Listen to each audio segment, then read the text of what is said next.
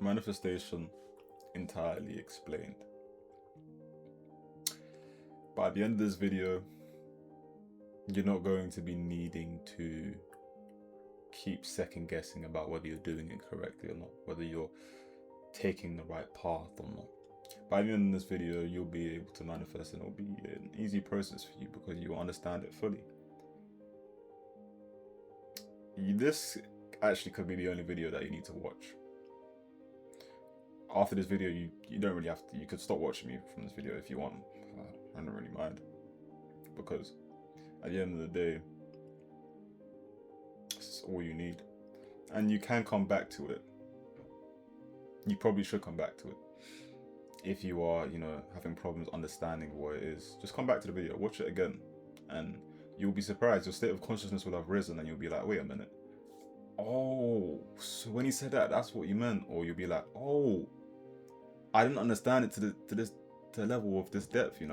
It's crazy. Because the truth is, when it comes to taking information, what you intake is not the actual information itself, but your state of consciousness, your level of consciousness. That's why whenever you come back to revisit learning material or any sort of information, there are always things you didn't notice from before. This can be seen when you watch a movie or you watch a show. My example that I'm going to say is Attack on Titan. When you watch a show, right? And then you're like, wait a minute. Okay, this show is really good. And then you watch it again. And then you're like, whoa. What the fuck? There was a point or a detail that you didn't realize then, but you realized it now because you've watched the entire show again, and now you're more focused on things. Now your level of consciousness has risen in regards to the information that you're taking specifically. And that's why when you come to revisit a book, you'll see things that you weren't seeing before. You will learn things that you weren't learning before. And also, as you watch this video, make sure you're taking notes, put them down in the comments, and let everybody hear what you got to say, innit? And what you're thinking. So, sorry, my left hand's tweaking a bit. So, manifestation, right? Wow, this manifestation space has changed a lot, but a lot of people have it misconstrued, and this video is going to make it simple for you. When it comes to manifestation, the first thing you have to understand is that you need to break the illusion of polarity. The illusion of polarity or of reality separation is the illusion that reality is separate from yourself and that you have no control over your life, and the illusion that in order for anything in reality to change, you must first do something physically.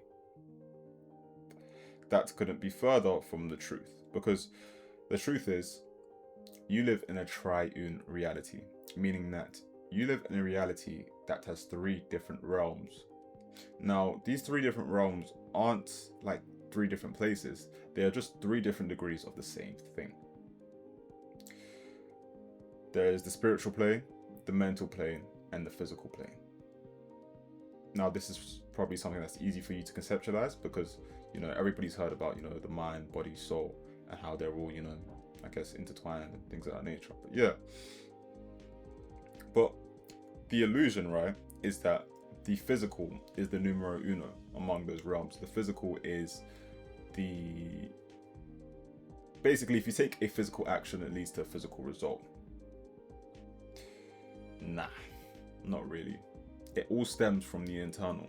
It all stems from consciousness. Because whatever you withhold internally, is withhold the right word? Whatever you have internally, is expressed externally. This is why you'll be frustrated and then you'll stub your toe and you're like, fuck, I'm already pissed. Why did I stub my toe, man? Or you'll be getting something out of the fridge and then you're already pissed. You try and close the fridge, it's not closing properly. And you're just like, bro, can you fucking close? Just close. And then while you're trying to close it, you open it again to close it again. Something falls out. Now you're even more pissed. But anyway.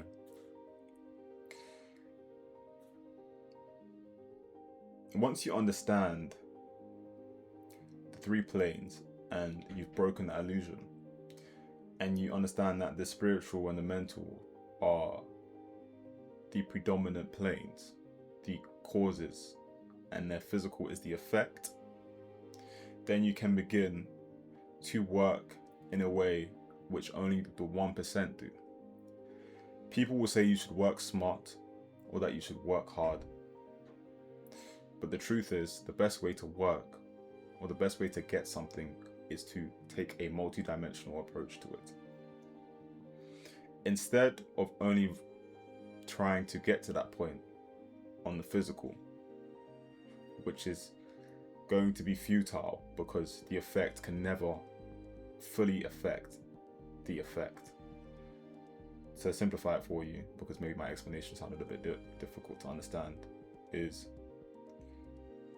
spiritual, mental, physical. Spiritual, mental, the effects, the causes. Physical, the effect. Whatever it is on the spiritual, or on the mental, or within them, is expressed externally onto the effect, which is the physical. Now, after understanding this, you can begin to realize why people manifest, or what the process of manifestation is.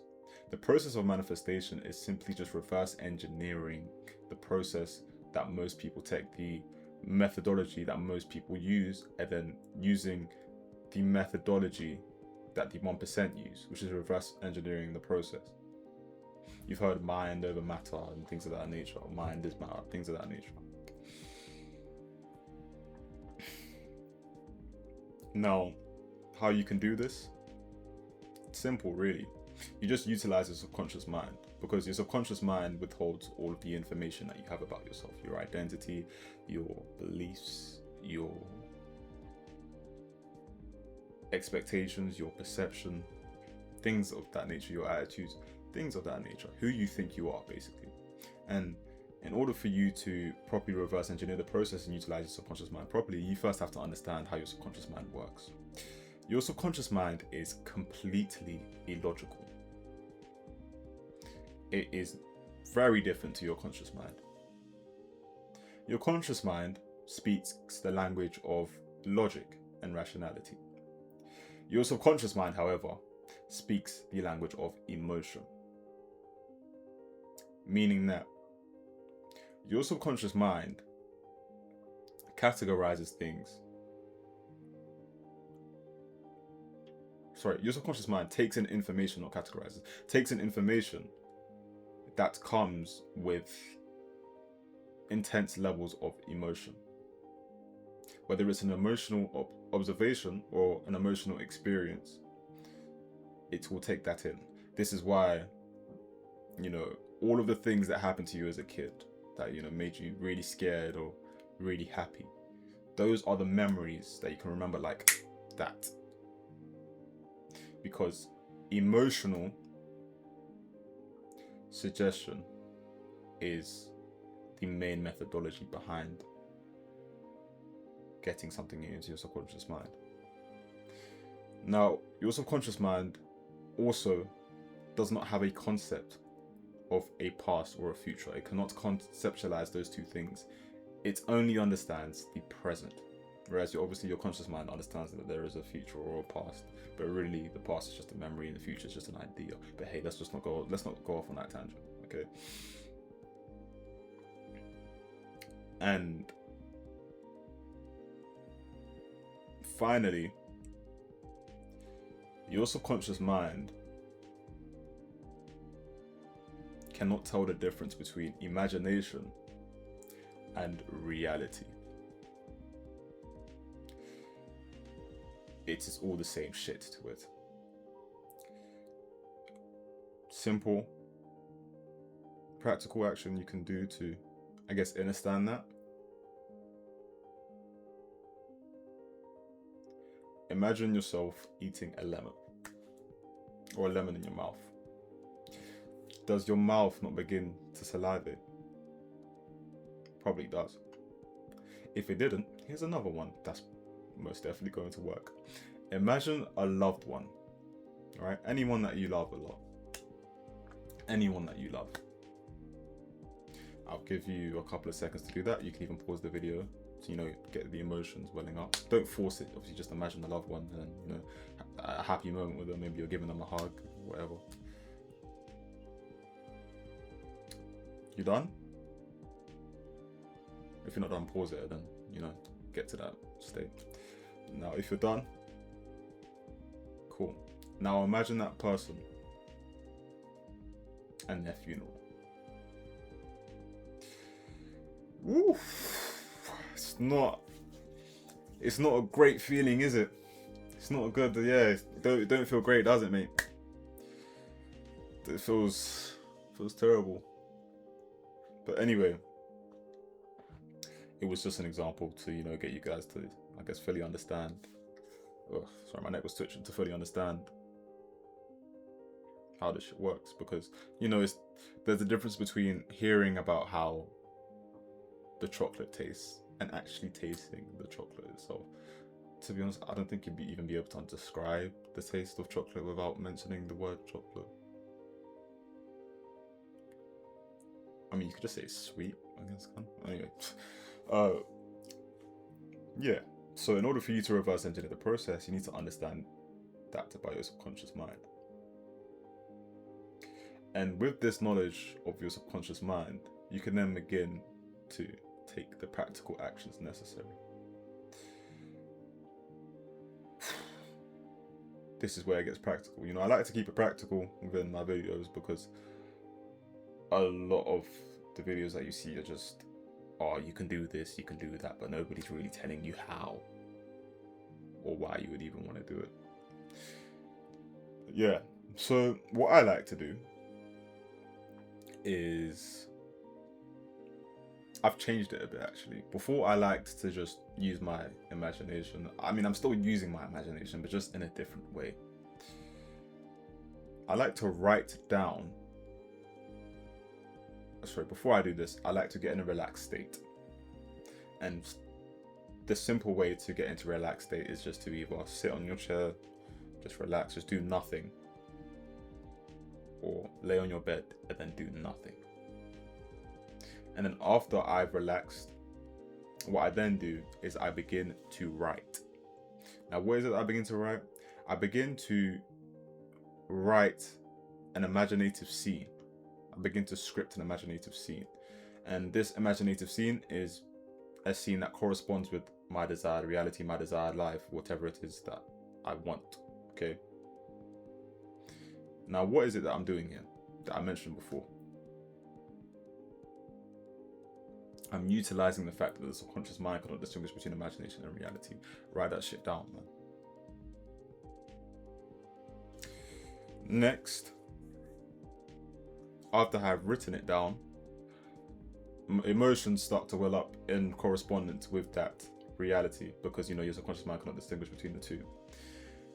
And then I begin to go within that visualization, either on my bed or on a chair, just depending on how I'm feeling.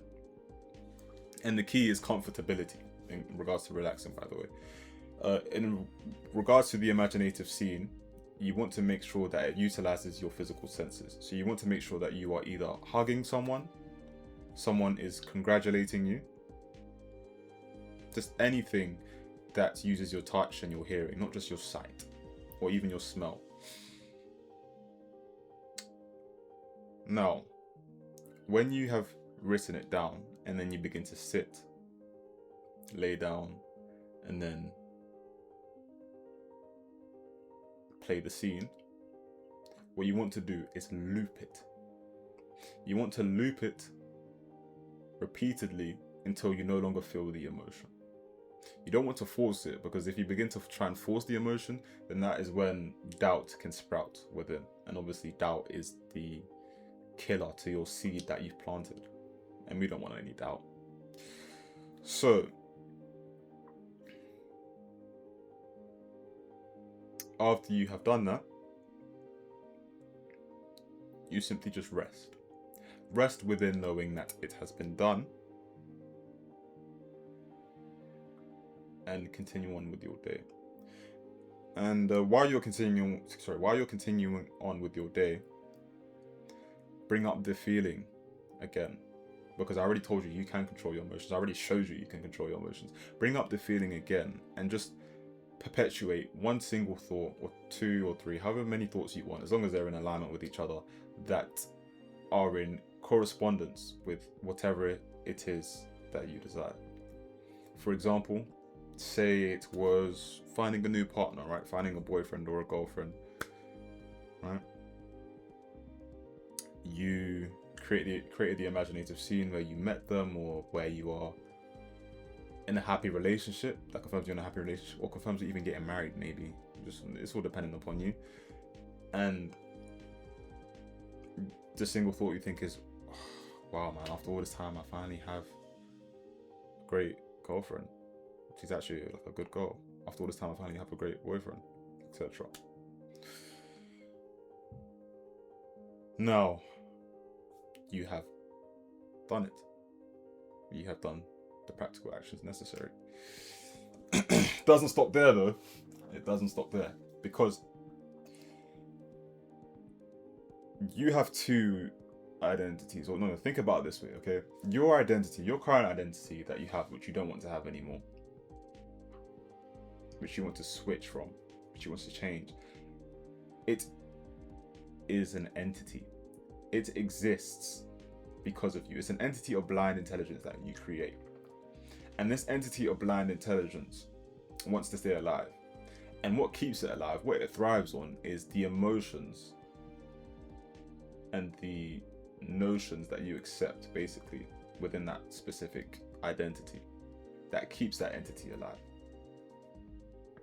For example, someone who is in poverty, right? Someone who's extremely poor, they're broke, got no money, they're struggling to pay bills, etc. Just things of that nature, right?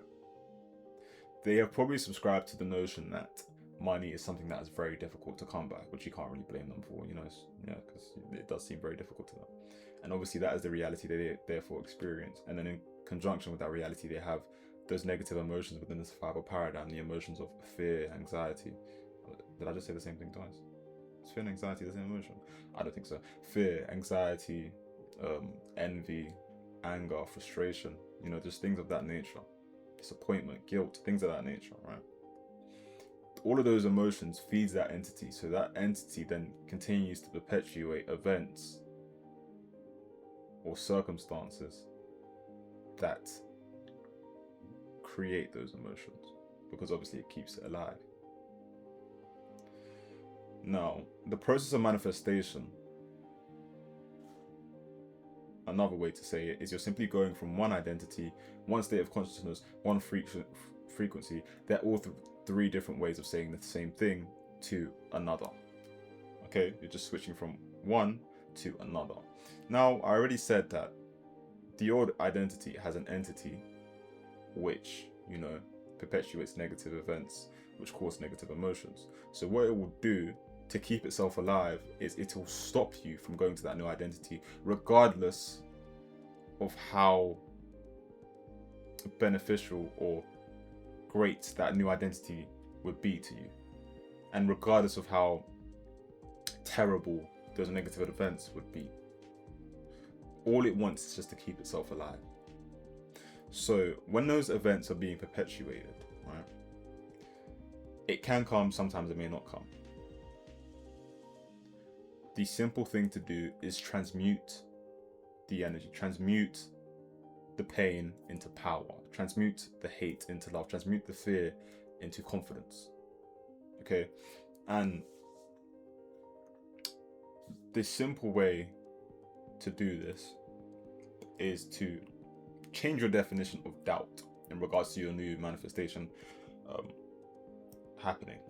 Whenever you feel doubtful, be happy that you feel doubtful, because doubt really, or anxiety or fear in regards to your desired reality, is really just that entity perpetuating its fear onto you so that you don't then switch to that new identity.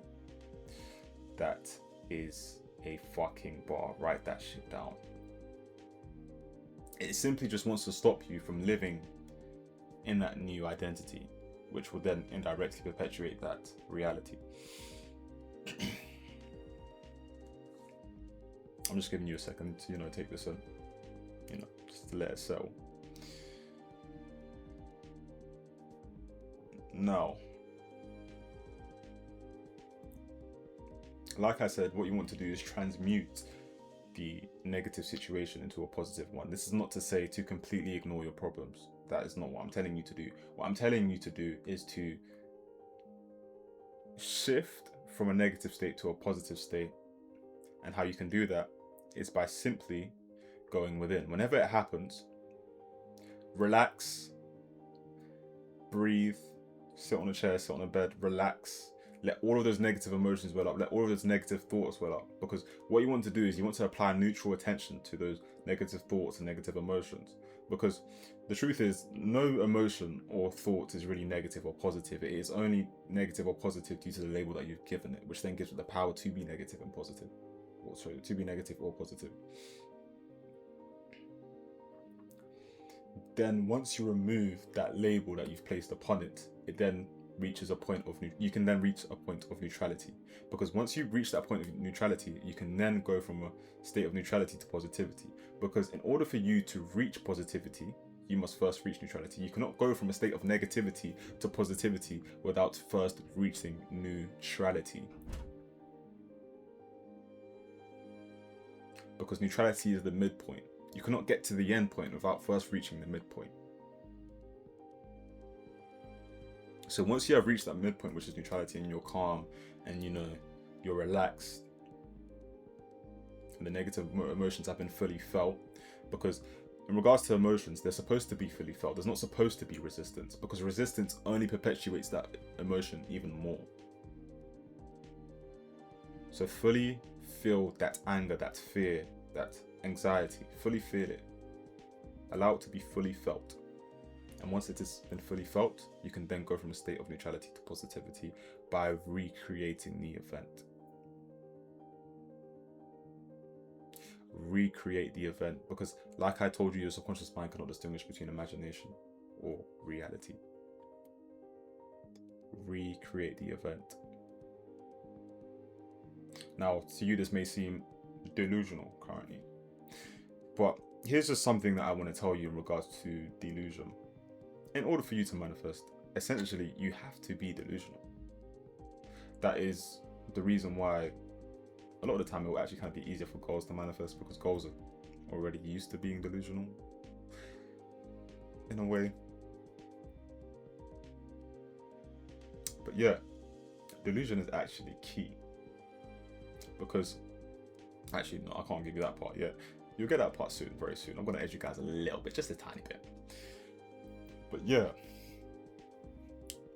another thing you also want to think about is all of the people who are extremely successful in life, the athletes, the entrepreneurs, the people within the corporate world. One trait that is common within all of them is that they were all very fucking delusional. Almost to the point where they were insane. A lot of them believed that they already had it before they even had it. Now, when I say they believe they already have it, I'm not talking about belief in the general consensus of what belief is, because the general consensus of belief is having trust in something. But when you have trust in something, it leaves room for the possibility of doubt. When I say belief, I'm referring to knowing something. It is the same amount of conviction that you have in you turning on a light switch, or you turning on your PC or your PS5 to play FIFA. There is barely any conscious mental thoughts when you do it. There isn't one. When you turn on that light, there isn't any possibility of that light not turning on within your head. That is the type of belief that I am referring to. I am referring to the belief where it is known as fact, not the belief where you just have trust in it, where you think it's likely to happen. It's where you think it is definitely going to happen. It will happen. It has happened.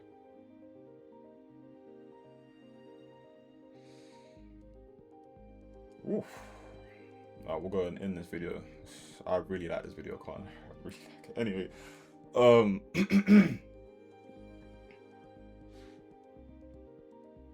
I've explained to you your old identity, right?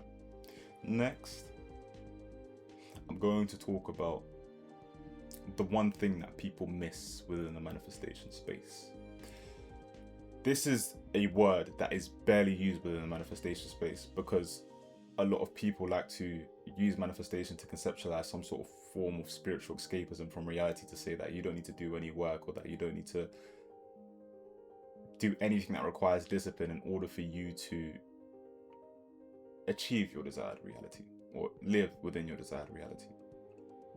But that's even funny, because the truth is no one is undisciplined and no one is inconsistent. It is just the focus, where your energy is, where you're placing your attention towards in regards to your inconsistency and your lack of discipline. Because if you think about it, everybody is consistent in something. Most of the world, well, the hygienic people of the world, brush their teeth every morning. You are ridiculously fucking consistent in brushing your teeth. You are ridiculously fucking consistent in playing FIFA, playing pro clubs with your boys every night. You are ridiculously consistent in playing Sims for the girls. I just have to slap a game in there for you. Don't worry, I'm thinking about you guys too. And wait, Sims? What do girls even play nowadays? Dress to Impress, that Roblox game. But yeah, I'm going off on a tangent here. Sorry. But yeah, a lot of people think that you don't need to be disciplined. But the discipline is simply just mastery of yourself, right? Mastery of your mental processes, mastery of your actions. You need to treat your word as law, because like I already said, your world, your reality reflects you. If you can't even command yourself or control yourself, how the fuck are you going to control your world? How the fuck are you going to control your reality? Treat your word as law. If you tell yourself you're going to do something, do that thing. The things that you perceive as things that you should be doing, do them. The things that you perceive as things that you shouldn't be doing, don't do them. Now this is, I guess it can be in reference to vices, but in regards to vices, that is something that is really just personal, like interpersonal with everyone, because it all depends upon you, right? A lot of people will think that smoking is what's stopping them or inhibiting them. To other people, smoking isn't that deep. It's all really about your perception of what it is in regards to that. But yeah, mastery over yourself, because if you can't master yourself, how the fuck can you master your world, your reality?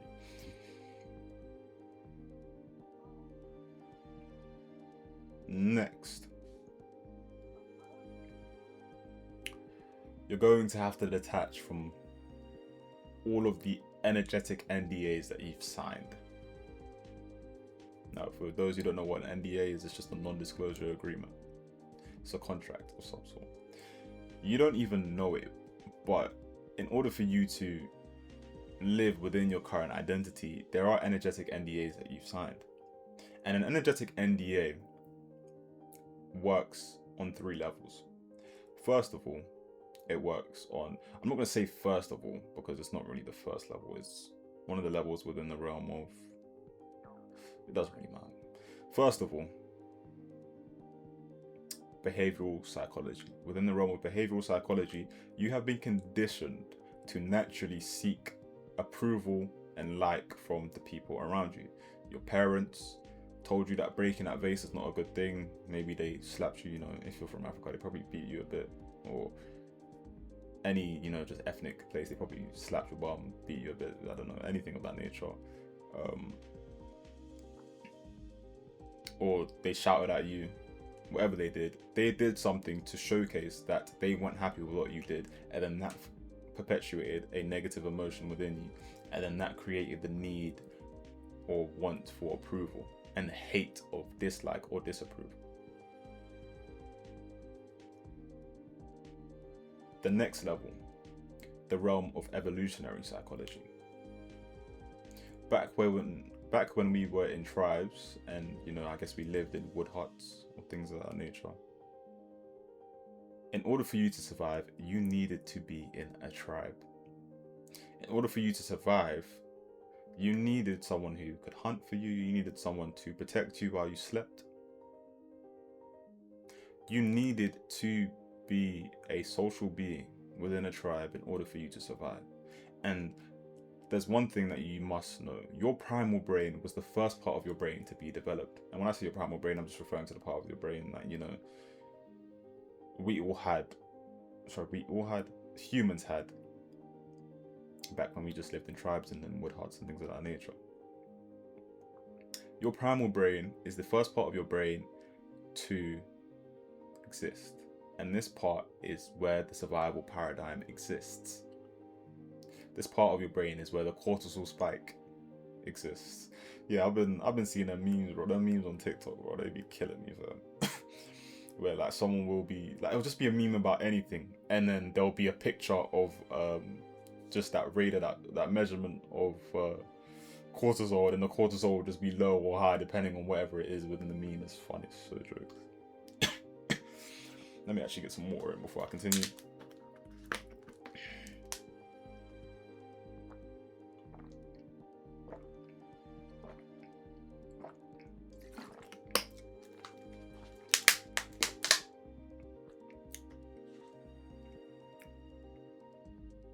But yeah, your primal brain was the first part to be developed. Your primal brain withholds the survival paradigm. Now, because it was the first part of your brain to be developed, it is often the first part of your brain that tends to, act up or be, I guess, turned on, pause, when a negative situation happens, because you are more inclined to feel negative emotions than you are to feel positive ones. And then through knowledge of that, you can then, transmute them, etc. and things of that nature. Now, think about it now, right? Within the modern world, the primal brain still exists, and that notion of tribe still exists, because people will often say that a lone wolf is never going to be as successful as somebody who, relies on other people, things of that nature. Lives within society, is integrated within society, things of that nature. Okay, and to your brain, not being within the tribe signifies death, which is also in alignment with what I said in regards to how you've been conditioned in regards to behavioral psychology, where you hate disapproval. And the reason why you hate disapproval is because of the fear that is perpetuated, and then that fear is then the reason why you don't want to leave that tribe or that social group. And obviously, in this case, the tribe or the social group is your friends or your family.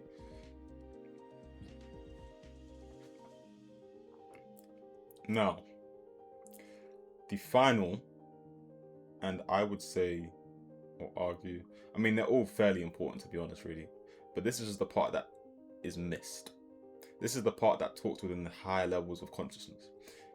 The entity. I already told you there's an entity that, was created based upon the identity that you currently have. Now, that entity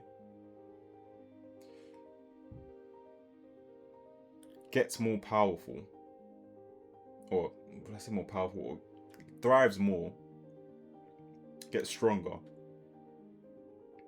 when it has a multitude of hosts. So, if you're subscribed to the notion that money is difficult to come by, for example,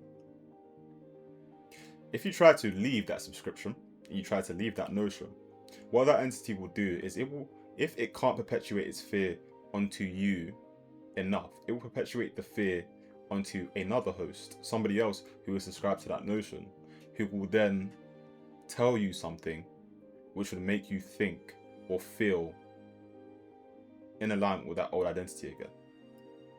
It will then tell another person, all right, cool, go to this brother here who's trying to leave the group, go tell him he's tweaking, the world isn't built like that, it's gonna be terrible for him.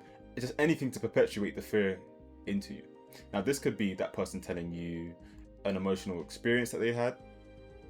It could be that person just telling you an emotional experience that somebody else had that they know. And then that's where the projection starts to come in. They begin to project that notion onto you even more, so that you then stay within that same calibrated frequency, that same calibrated state of consciousness. That same notion, you'll still subscribe to that same notion. They'll try to get you back. And then as a result of that, and all of those three different realms of the energetic NDA, you then go back. Now, the simple way to, I guess, be immune to the NDA, the energetic NDA, is to break the contract, rip the contract. And how you can rip the contract and break the contract is by detaching from the notion of needing their approval. Detach from their approval. Realize that in order for you to live in a different reality, you have to be different. And realize that it is not your job to fix anybody else's skewed perception of you. It's not your job. It really is not your job. And then it becomes easy. Realize that person may start to think, oh, he's moist, he's this, he doesn't know about life, he's naive, that guy doesn't know what life really is, that guy's confused, man, that guy's an idiot, whatever, blah blah blah. They can say that shit about you. Let them. You know your truth. You don't care. And also, if that is a difficult notion for you, not a difficult notion, but something that seems to be something that seems like it would be difficult for you to do. Sorry, my hand was blood circulation. Something that seems difficult for you to do. Then ask yourself this question: if this person only loves me when I am living within the same reality as them, when I am breathing that same survival paradigm, right? Living in that same survival paradigm, then do they really love me, or do they just love me because they can relate to me? Do they just love me because we can both trauma dump each other and do nothing about it?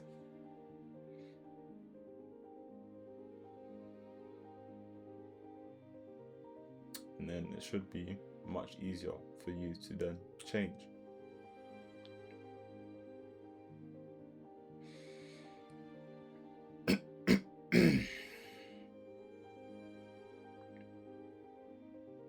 So now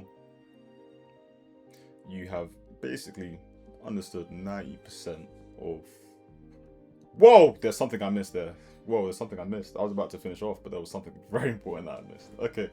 So, sorry about that, guys. I'm sitting in a very uncomfortable position for a second. I told you the practical actions that you can take to, obviously change your identity, utilizing your subconscious mind and things of that nature. But you also need to understand what makes up your identity. Now, for clarification, I'm going to say this again. When I am referring to your identity, I am also referring to your state of consciousness, your frequency, reality profile, I think is one of the phrases too. Hey, they're all just different ways of labeling the same thing. Okay. Now, the 7 keys, sorry, not 7. There are 8 different keys to your identity, to your frequency. Now, you could argue 7 really, because the 8th one is more so of a if you need it type thing, and you'll get what I mean later. But first I'm going to mention the first 7. So first you have your beliefs, then you have your perceptions, your your expectations, your reactions, your emotionally charged thoughts, your attention / focus, where you place that towards, and then finally your conviction. That is what makes up your identity. That is what makes you you.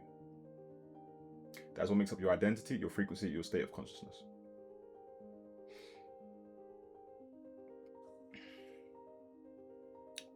If there is a distortion within any of those keys, you are not going to be able to fully adjust to that frequency, to that identity, to that state of consciousness. They all have to be in alignment within each other. If you want to say that you have the belief that money is easy to come by, then you cannot adopt the perception of money being scarce, the perception of there barely being money available, the perception of money being evil, the perception of money being, the perception of there being no opportunities to come across money.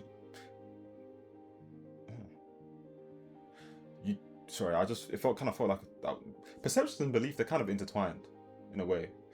Your beliefs they create your perception. So in order for you to genuinely have that belief, you also need to have that perception in alignment with it.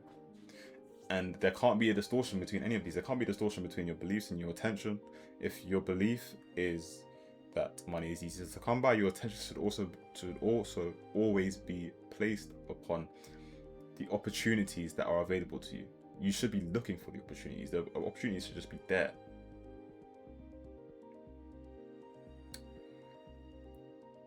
Your expectations, you should expect opportunities to appear out of nowhere. Your reactions, you should only react to what is in correspondence within your desired reality, within your desired frequency, within your desired identity. And there shouldn't really be any distortions. A simple way, because we like to keep it practical, to make sure you're within your desired reality or within your desired frequency or identity state of consciousness, is to simply just write down what beliefs, perceptions, expectations, attention, emotionally charged thoughts, all of those things. Write down what they were by the end of the day or during the day or midday. Write down what it is, or take mental note of what it is.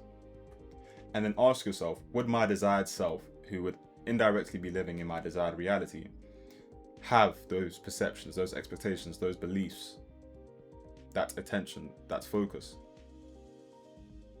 that emotionally charged thought? And then if not, simply just change it like that. Because when it comes to changing them, like especially with beliefs, when it comes to changing things of that nature, right?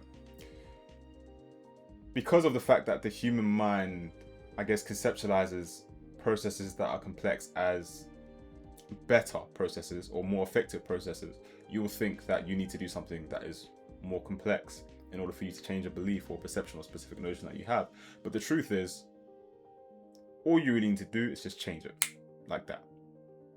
Because at the end of the day, a belief is nothing more than a thought which has then left conscious awareness and become automated and then sort of treated as fact. So it's as simple as changing it. Because your belief, in order to keep itself alive, will create the perception of itself that beliefs cannot be changed without some sort of insane complex process, when really you just need to adopt the belief that beliefs can be changed easily like that, or that you can change your beliefs easily like that, and then your belief will be able to be changed like that. Because your belief about beliefs perpetuates the amount of control you have over your beliefs. Yeah, it's funny, isn't it? It is really funny if you think about it. Anyway, to close off with the video, because that is everything encompassed, I'm going to tell you what the real definition of manifestation is. Because within the space, there is a lot of misconstrued ideas about what it is. Manifestation is not getting what you want, it is simply getting what you are. Manifestation is an instant process, because manifestation is just a process of being so internally convicted in having something that you don't even look for it externally anymore. That means you are so convicted internally that you have it to the point where you are barely thinking about it, and to the point where you are no longer emotionally dependent upon seeing it externally to believe that you have it. That is what manifestation is. And that is why manifestation is an instant process. Because once you are so internally convicted in having it, you won't need it anymore. You won't really want it that much. Think about it this way. Those shoes that you wanted bare when you were a kid, when you finally got them, cool, maybe for the first couple of days or the first week, you loved it. But then after, it just died down. It was like, okay, and now I have these shoes now. You barely think about it. You have the shoes now. That guy who in school was not the best boyfriend, or didn't really treat girls the best, he would always get the most girls, or his girlfriend would love him the most. Now, that's not relationship advice. That's just an example. Okay, guys? Life is not black and white. There are a lot of gray areas. Okay. Before you guys try and use this to say, oh, treat your girl terribly and she'll treat you amazing, mama. Nah, sorry, bro. It doesn't really. Life is. It can be complicated. It can be. Anyway, moving on.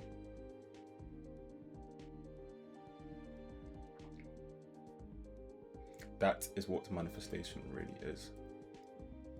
Because when you need something or want it desperately, it is repulsed away from you. Because desperation creates an energetic block between whatever it is that you want and yourself. Imagine you and your desire. Between you and your desire, I guess you can use my head as the energetic block, is the importance. That importance is what is stopping you from living in a reality where you have it. Think about it this way. The people who need money the most have the least of it. The people who need money the least have the most of it.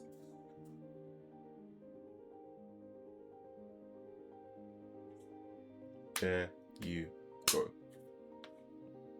And yeah, that's all that manifestation really is. So the whole reason as to why you're even doing all of this, why you're visualizing, why you're, I guess, scripting in a way, why you're, transmuting negative events, is so that you can be so internally convicted in having it that you don't even need to see it externally. And obviously that conviction is going to come as a result of emotionally experiencing having it. The key word in that phrase is emotion. You must emotionally experience having it, because whatever you experience in life is just a result of your self-worth, and your self-worth is literally just everything you've emotionally experienced having.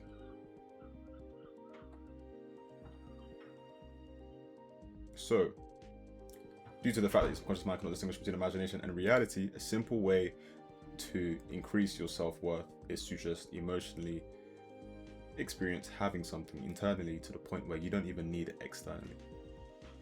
And boom, there you go. There it is. And that is all for today, guys. Thank you for watching the video. If you made it this far, I'm not saying if you made it this far, you definitely made it this far, because you're a smart and intelligent individual and you wanted to learn. So here you are. And you wanted to, hear what another student of the game has to say, because that's all that I am. I'm just a student of the game. I am not a guru. I am not your thought leader. I am just a student sharing the information that he has learned. And I will see you guys later in a bit.